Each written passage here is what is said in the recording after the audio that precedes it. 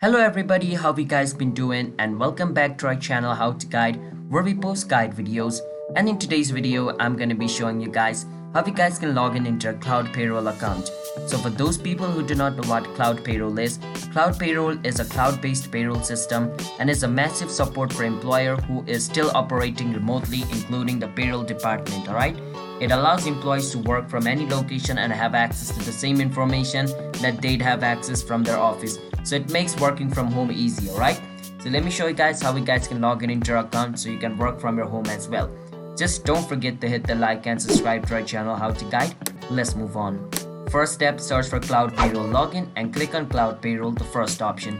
Once you click on it, it's gonna bring you over here to its official login page. Once you're over here, you need to enter your username.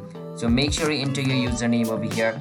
After you enter your username where it says password, enter the password of your account over here as well. Alright, you enter the password, just click on login, and if the username and password you entered over here is correct, then you should be able to log in into your Cloud Payroll account. But if you forgot your password, you can click on reset my password to recover your password as well. Alright, Cloud Payroll also allows you to do that. So yeah, that's basically how you guys can log in into your Cloud Payroll account.